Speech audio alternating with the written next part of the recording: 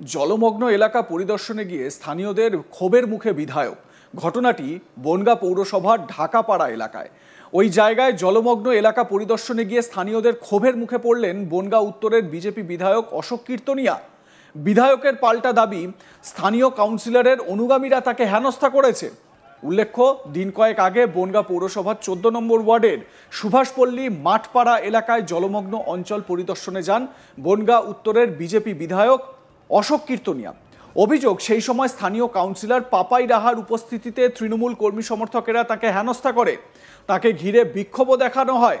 এরপর রবিবার বনগাঁ পৌরসভার 21 নম্বর ওয়ার্ডের ঢাকাপাড়ায় জলমগ্ন এলাকা পরিদর্শনে গিয়েছিলেন অশোক। অভিযোগ, সেই সময়ও স্থানীয় কাউন্সিলরদের অনুগামীরা তাকে হেনস্থা করার চেষ্টা করে। কাউন্সিলরের অনুগামীদের সঙ্গে বাকযুদ্ধে জড়িয়ে পড়েন বিধায়ক। আপনাদেরকে সেই ছবি দেখাচ্ছি, যখন বিধায়ক তিনি এলাকা পরিদর্শনে গিয়েছিলেন। জলমগ্ন এলাকা, ওই পা সমান জল পেরিয়েই তিনি ওই এলাকায় ঢোকেন, কিন্তু তারপর কিভাবে তৃণমূলের কর্মী সমর্থক যারা রয়েছেন তাদের বিক্ষোভের মুখে পড়তে হয় অশোক কীর্তনিয়াকে।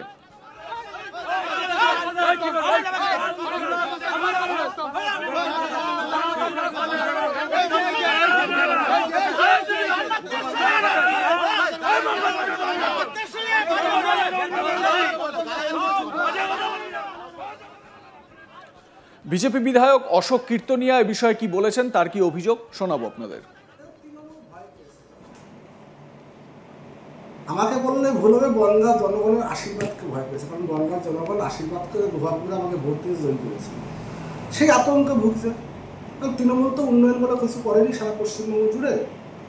আজকে সেখানে জলমগ্ন এরিয়া আমি গিয়েছি, মানুষের পাশে দেখতে, সুখ দুঃখের পাশে অঙ্গীকার হতে গিয়েছি। প্রত্যেকবারই আমি যাই, প্রত্যেকবারই 21 নম্বর একটা সমস্যা হলেই যে পার্সেন্টালের লোকজন থাকে সেখানে যাই, তাদের পাশে দাঁড়ানোর চেষ্টা করি ক্ষুদ্র সাবধানতা। কারণ আমরা তো তৃণমূলের এমএলএ না, যেটাই করতে আমাদের ব্যক্তিগত উদ্যোগে, সেই জন্যই গিয়েছিলাম ভিজিট করতে। কিন্তু কিছুদিনের ব্যবধানে একই ঘটনা দুইবার, তো সিকিউরিটি বাড়ানোর দাবি করছেন কি? এবার সিকিউরিটি দেখুন, ব্যাপারটা পশ্চিমবঙ্গের বনগাঁর জনগণ আমার সাথে আছে, শুনুন আপনাদের, বনগাঁ মানুষের আশীর্বাদ আমার সঙ্গে আছে। সর্বোপরি আমাকে ভয় পেয়েছে না, আমাকে যদি ভয় না করতো বারবার আক্রমণ হতো না।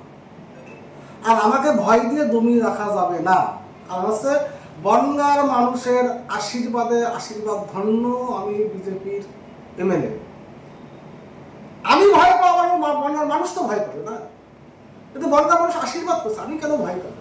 বনগাঁর মানুষ আমার সাথে আছে।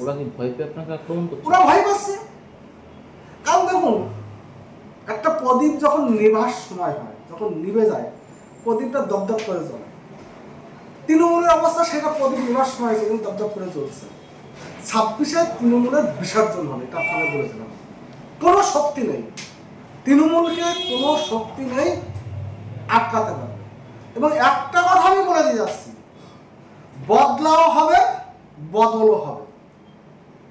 তৃণমূলের যেসব গুন্ডা বাহিনী যেটা খেলা খেলছে, বদলাও হবে, বদল হবে, এইটুকু আমি বলে রাখছি আপনাদেরকে। বনগাঁর মানুষকে সাথে নিয়ে বদলা নেব এদের বিরুদ্ধে। পরিবারটা সাধন দাসের পরিবার, দীর্ঘ 35 বছর ধরে 21 নম্বর ওয়ার্ডের কাউন্সিলর, সে কোনো উন্নয়ন করেনি। সাধন দাস ছিলেন 5 বারের কাউন্সিলর, ওনার ওয়াইফ ছিলেন কাউন্সিলর, ওনার ছেলে বর্তমানে কাউন্সিলর। সাধন দাসের ছেলে যিনি বর্তমানে কাউন্সিলর, তিনি তার গুন্ডা বাহিনী পাঠিয়ে 3-4টে গুন্ডা বাহিনী, বেশি লোক তো নেই। আসলে বনগাঁতে তৃণমূল বলে কেউ নেই, বনগাঁতে তৃণমূল বলে কেউ নেই, 2-4টে মাতাল তারা তৃণমূল করে, আমজনতা তৃণমূল করে। আমার প্রশ্ন বনগাঁ পৌরসভার কাছে, আপনাদের তো কাউন্সিলর 35 বছরের কাউন্সিলর, আগে কংগ্রেস ছিল, বর্তমানে তৃণমূলে, উন্নয়ন কেন হয়নি? এই প্রশ্নের জবাব আপনারা দেবেন না? যে গুন্ডা বাহিনী পাঠিয়েছিল যে কাউন্সিলর, সে জবাব দেবেন না?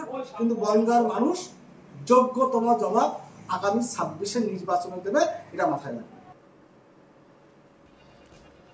অশোক কীর্তনিয়ার বক্তব্য আপনাদের শোনাচ্ছি। দেখুন, অশোক কীর্তনিয়া যিনি স্থানীয় বিধায়ক, তিনি জল পায়ে একেবারে এলাকা পরিদর্শনে গিয়েছেন এবং সেই সময় গিয়েই নাকি তৃণমূল কর্মী সমর্থকদের বিক্ষোভের মুখে পড়তে হয় থাকে। যদিও অশোকের এই অভিযোগ অস্বীকার করে স্থানীয় কাউন্সিলর সুরজিৎ দাস বলেন, ভোটে জেতার পর থেকে বিধায়ককে এলাকায় দেখা যায় না, ইছামতি নদী সংস্কার হয়নি, ভোটের আগে ছবি তোলার জন্য এলাকায় ঘুরে বেড়াচ্ছেন, সেই কারণেই স্থানীয় বাসিন্দারা ধরে প্রতিবাদ জানিয়েছেন।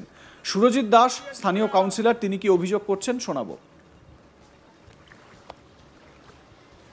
লোক মারফত জানতে পারলাম আমাদের উত্তরের বিধায়ক, বিজেপির বিধায়ক অশোক কীর্তনিয়া আমার এলাকা ঢাকাপাড়া 21 নম্বর ওয়ার্ডে উনি জল পরিদর্শন করতে এসছেন। তা বিগত দিনে 4 বছর ওনাকে দেখা যায়নি, এখন ভোট এসছে, ভোট পাখি উনি এসছেন ভোট ভিক্ষা করতে। তাই এলাকার মানুষ ওনাকে কিছু প্রশ্ন করেছিল, উনি প্রশ্নের উত্তর দেননি, উনি পালিয়ে গেছেন এবং উনি বলছেন নাকি এখানে তৃণমূল কংগ্রেসের গুন্ডা বাহিনী আমি নাকি পাঠিয়েছি। এটা আমাদের কালচার নয়, এটা বিজেপির কালচার। অন্য অন্য রাজ্যে আমরা দেখতে পাচ্ছি যে বিজেপি হচ্ছে বিরোধীদের কিভাবে তারা কোণঠাসা করছে। যাই হোক, উনি আরেকটা কথা বলেছেন, এখানে আমার বাবা দীর্ঘ 35 বছরের বেশি কাউন্সিলর উনি ছিলেন এবং উনি প্রয়াত হয়েছেন। তার জায়গায় আমাকে এলাকার মানুষ ভোট দিয়ে আমাকে কাউন্সিলর বানিয়েছে। আমিও তাদের কাছে দায়বদ্ধ এলাকার মানুষের পাশে তাদের সঙ্গে থাকার জন্য। তা উনি বলেছেন নাকি এই নদী খালের মধ্যে দিয়ে খাল কেটেছে, সেই খালের মধ্যে দিয়ে জল এলাকায় ঢুকছে, এটা নাকি আমার বাবা খাল কেটেছে বলেই হয়েছে। উনি অজ্ঞ, উনি জানেন না, উনার এটা জানা নেই। কারণ উনি জানবেন কী করে, উনি তো বাংলাদেশি, উনি বাংলাদেশ থেকে রিসেন্ট এসছেন। তাই উনি আমাদের এই ঢাকাপাড়া 21 নম্বর ওয়ার্ডে বনগাঁর ভৌগোলিক অবস্থান ওনার জানার কথা নয়। তাই উনার জ্ঞাতার্থে আমি বলছি, উনার জানার জন্য বলছি যে এইখানে নদী খাল সংস্কার হয়েছিল, খালের টোটাল জলটা নদীতে গিয়ে পড়ে, সেই জন্য খাল সংস্কার হয়েছিল এবং নদীতে সেই জলটা যায়। কিন্তু এখন নদীর নাব্যতা হারিয়েছে, নদীর জল ধারণ ক্ষমতা হারিয়েছে, তাই বারবার বন্যার পরিস্থিতি তৈরি হচ্ছে। তাই আপনার এই নদী সংস্কার হচ্ছে না বলেই বন্যা তৈরি হচ্ছে। এই দায়িত্ব আপনার, সেন্ট্রালের দায়িত্ব নদী সংস্কার করা। ইচ্ছা মধ্যে নদী সংস্কারের দায়িত্ব সেন্ট্রালের, আপনার দায়িত্ব, আপনাদের দায়িত্ব, আপনার সরকারের দায়িত্ব। তার উত্তরটা আপনাকে দিতে হবে, অন্যের ঘাড়ে দোষ চাপাবেন না। আর আরেকটা কথা বলি, উন্নয়ন কি হচ্ছে না হচ্ছে এলাকার মানুষের কাছে তার উত্তর দেবে। এলাকার মানুষ জানে, যার জন্যই তো আমার চেয়ারম্যান গোপাল শেঠ মহাশয় যেভাবে উন্নয়ন করছেন, যেভাবে দুর্গত বন্যার পরিস্থিতি, বন্যার মানুষের সহযোগিতায় তাই যেইভাবে দিনরাত উনি পাশে আছেন, তার জন্য আমরা তাকে ধন্যবাদ জানাই এবং এলাকার মানুষ তাকে ধন্যবাদ জানাই। যার জন্য তো প্রশ্নটা আপনার ওপর করছে যে আমাদের কাউন্সিলর চেয়ারম্যান কাজ করছে, পশ্চিমবঙ্গ সরকার সঙ্গে আছে, আপনি কোথায় আছেন? আপনি ভোট দিতে এসেছেন, ভোট পাখি। আর একটা কথা আপনাকে প্রশ্ন করি যে আপনি কেন পালিয়ে গেলেন? আপনার কাছে যখন এলাকার মানুষ যখন জিজ্ঞাসা করছে, যখন আপনাকে প্রশ্ন করছে যে আপনি এর উত্তর দিয়ে যান, আপনি তখন কি বললেন? আপনি বললেন যদি কথার উত্তর জিজ্ঞাসা করতে হয় তাহলে আমার বাড়িতে আসতে হবে। ভোট নেওয়ার সময় লজ্জা করেনি? এলাকার মানুষ আপনার কাছে এখন আপনার বাড়িতে গিয়ে ভোট দিয়ে আসবে, আপনার বাড়িতে যেতে হবে। তাই এই প্রশ্ন আপনার কাছে থাকলো, আপনি কেন পালিয়ে গেলেন? আপনার তো সিকিউরিটি ছিল, আপনার তো সিকিউরিটি আছে, আপনি কেন পালিয়ে গেলেন? অতএব আপনি এর উত্তরটা আপনি দেবেন। লাইক, কমেন্ট, শেয়ার করতে ভুলবেন না। দেখতে থাকুন আজ তাক বাংলা। সাবস্ক্রাইব করুন আমাদের ইউটিউব চ্যানেলটি, বেল আইকন প্রেস করুন নোটিফিকেশন পেতে।